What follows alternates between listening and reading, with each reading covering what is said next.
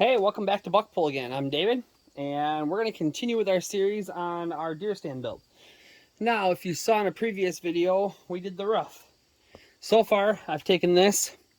I've got a 64-inch 2x4 on here, 64-inch 2x6 up at the top and over here off to your left.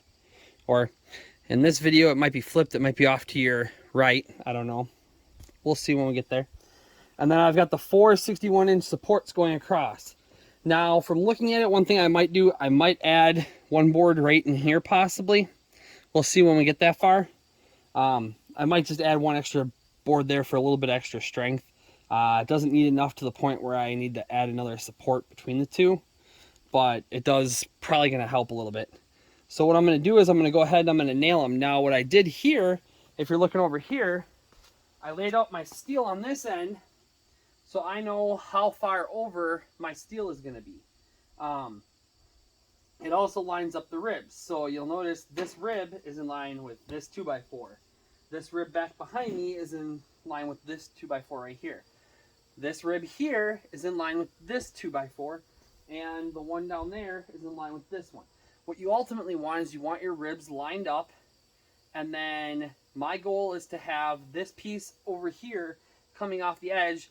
That's roughly going to be, I'm trying to remember how much, it's about 8 inches if I remember correctly, maybe 9 center to center. But you take that, and when you have 9 inches on the sides, then with the extra foot that I cut this over the size of the blind, I'm going to end up with 6 inches in the front and back as well. So that'll give me overlap to keep rain from getting in the gap.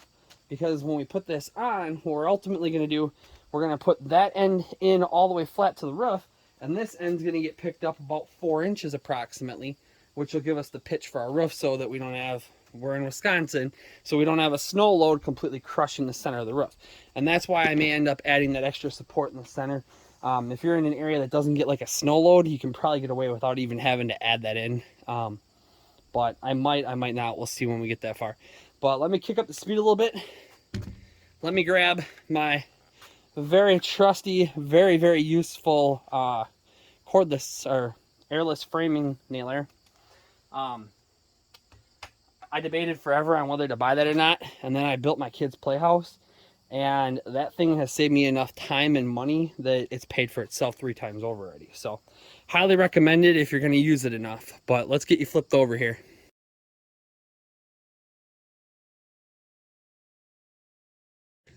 Gotta love how fast that goes compared to doing it with a bunch of screws. So if you don't have a framing nailer, you can always use the 3-inch deck screws that you used. You just got to make sure you put them in like you would the framing nails. So I'm gonna flip this over, bring my other one out and get my other one ready, and then I will get to showing you what I'm doing next once that one's done, and I'll show you how to put the steel on. So we've got this completely assembled. I've flipped it over. What I'm going to do is I'm going to flip the steel right up onto it, just literally end on end. I'm going to measure out, or actually I'm going to line this stud out with this part of the track right, or part of the ribbing right here. And then I'm going to measure from here to the end. If I remember right, I want to say, let's see, 2x4 width would be 3 inches plus 6 inches of overlap to split that 1 foot difference in half. So I want to measure 9.5 inches out from here down, and I'll do that on all 4 corners to line it up. And then we're going to go through and we're going to screw it all down with sheet metal screws. And I will, sorry about the car again, but I will bring you guys back after that and show you what I do after I'm done screwing the sheet metal down. So let's get you into a quicker speed so you can watch it in fast forward motion basically.